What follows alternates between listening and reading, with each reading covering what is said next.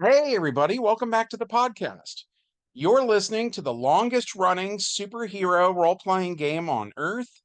I'm your host, the Game Master, and today we're talking about our version of Anschluss 77, which was the second episode from the second season of the old Linda Carter TV series.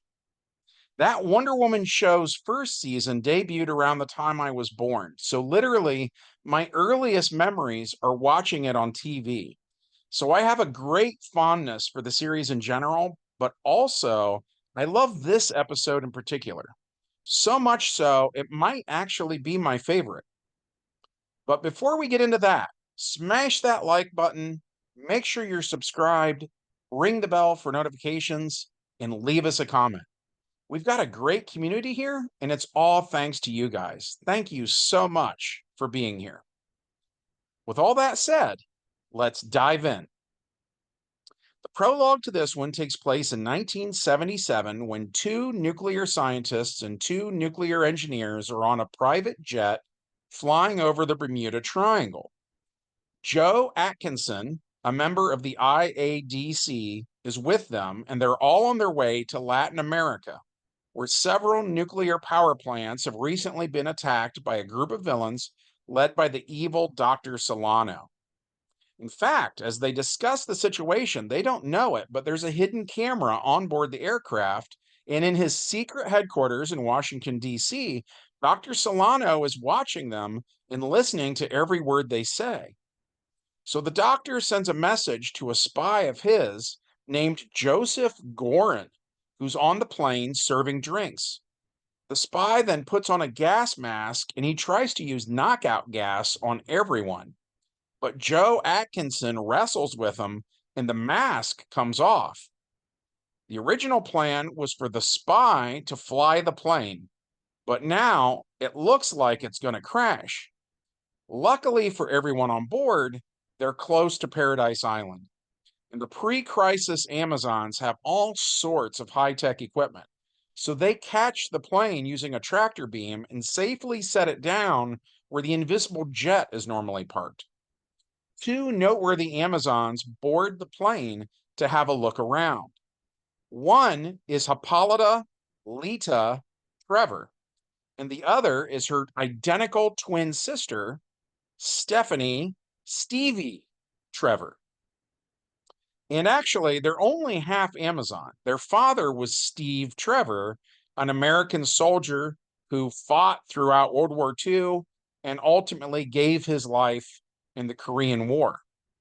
As such, the girls are curious about America, and they're old enough now to leave Paradise Island and learn more about where their father came from and what his society is like. So the girls go to their mother, Queen Diana, the Golden Age Wonder Woman, who now rules Paradise Island. And they say someone has to go to America and look into this new threat. If nuclear power plants everywhere are destroyed, all that radiation is going to affect the entire world, including Themyscira. But Diana says no. So the twins take it to an Amazonian council, and there, all the Amazons are concerned about this danger. Of course, unlike Queen Diana, they're relatively ignorant to what awaits the twins in the outside world. But since she is fair and outvoted, Diana relents. And Stevie and Lyta return the aircraft to America. And since we go with the Linda Carter show's way of doing things, the costumes are where the girls get their powers. And the Amazons have the ability to make these costumes. So both Stevie and Lyta are both wearing a Wonder Woman costume. Thus far, though, neither of them is going by the name Wonder Woman. When they arrive in America, they use their golden lassos like the neuralizer from Men in Black, causing everyone on the plane to even forget Amazons were involved at all. When the IADC agent wakes up and Joseph Gorin is still laying here next to that gas mask, Joe Atkinson decides the gas must have a side effect of memory loss and that the plane's autopilot must have landed them safely. When Joe returns to the IADC, which by the way stands for Interagency Defense Command, he meets Stevie Trevor, who applies for a job there. She explains that she's the daughter of Steve Trevor, who Joe knew during World War II. So Stevie becomes an IADC agent. Soon enough, Dr. Solano becomes a problem again, and it's Lyta who knocks him out. When Joe Atkinson meets Lyta, he assumes she's Stevie. He has no idea they're twins.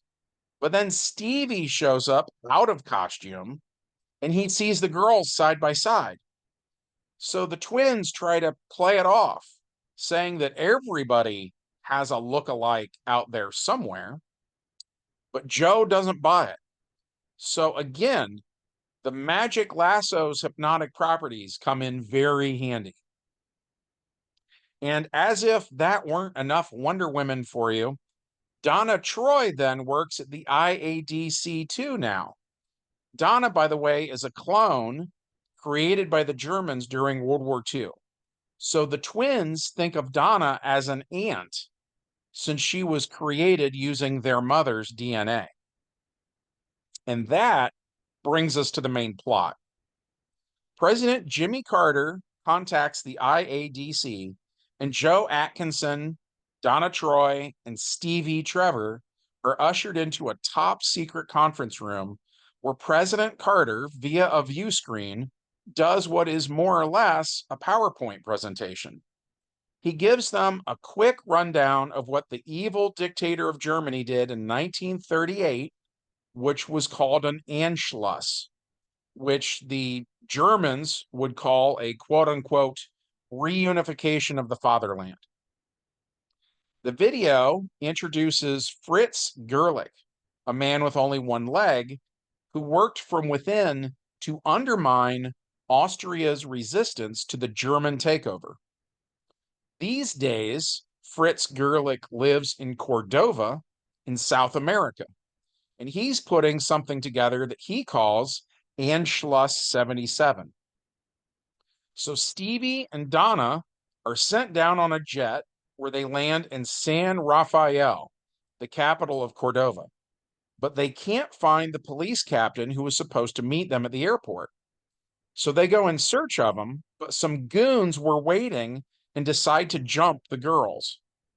So a fight ensues and the girls win, big time.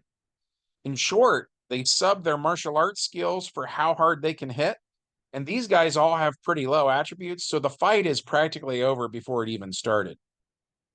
The goon's boss reports in to his boss, who is Fritz Gerlich.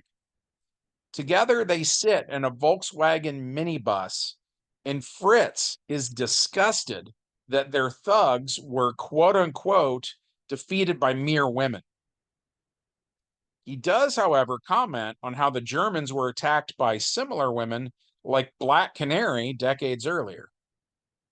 Meanwhile, Stevie Trevor and Donna Troy meet with the police captain and want to know who knew they were coming.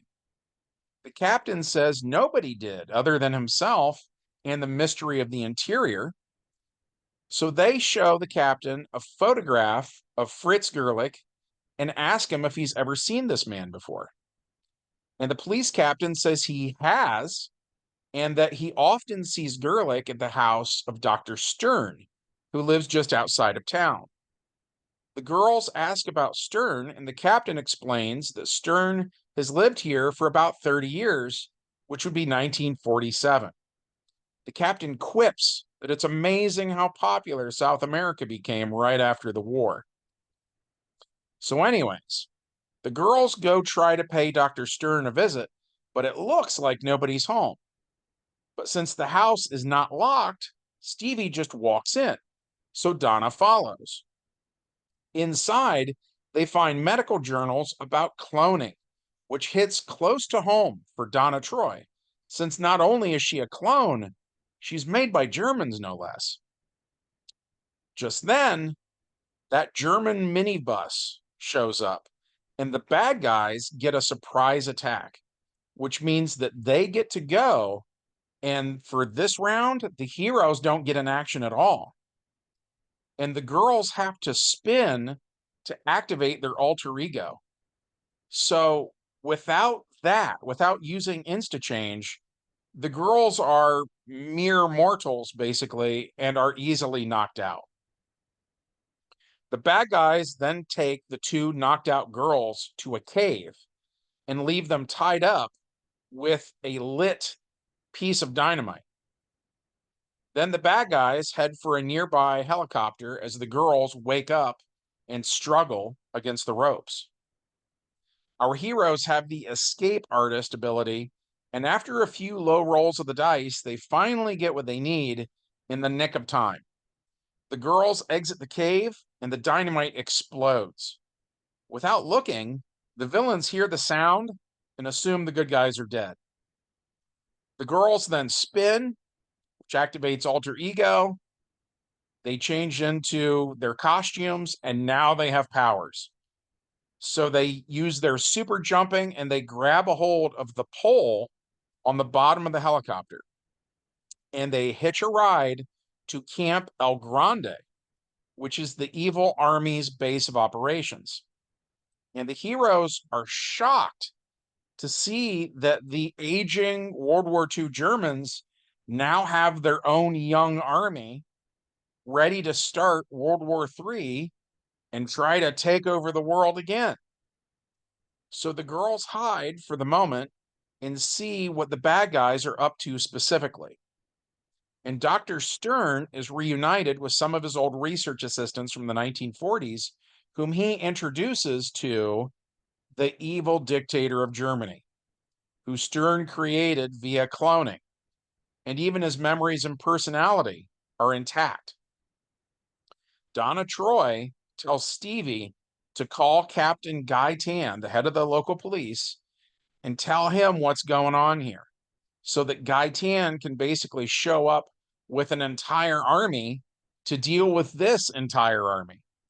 Because playing bullets and bracelets with this many men seems tedious, if not impossible. So while Stevie does that, Donna lassos the dictator's clone. And that's when Stern reveals he didn't just bring back the Fuhrer, he brought back Uberfrau too. And just as the Fuhrer's clone was younger than the Fuhrer himself was in 1945, so too is this new Uberfrau younger than the original Uberfrau was in 1945. So we roll initiative, and Uberfrau 2 is faster than Donna Troy is. So she punches Donna with her strength of 48 APs, knocking Donna through a stone wall. Meanwhile, Stevie calls for backup in more ways than one. Guy Tan and his men are coming with all the firepower in the country of Cordova, but also Stevie calls in Lyta too. So the twins go to Camp El Grande, where Donna is knocked out and badly injured. So Uberfrau 2 attacks Lyta, punching her, but Lyta's bracelets take the brunt of it. Then Lyta and Stevie each punch the evil Kara clone. Uberfrau has a body of 36 APs, and each Wonder Punch does 13 points of damage. So at the end of that round of combat, Uberfrau is left with a body of 10 APs. On Uberfrau's turn, she knocks out Lyta. Then it's Stevie's turn, and she does another 13 points of damage, declaring knockout damage only. Had she gone for killing combat and taken the Kara clone down to -3, then that would have activated Uberfrau's invulnerability power, which would have brought her back up into the positive numbers again. So knocking her out was a good choice. And that brings us to our epilogue.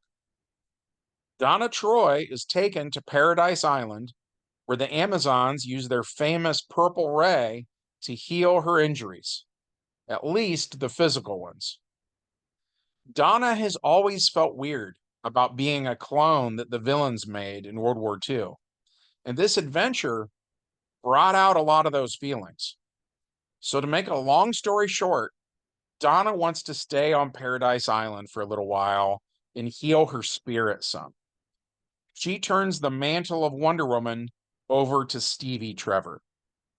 And Stevie's sister Lyta adopts the moniker of Fury. And the two of them have lots of adventures.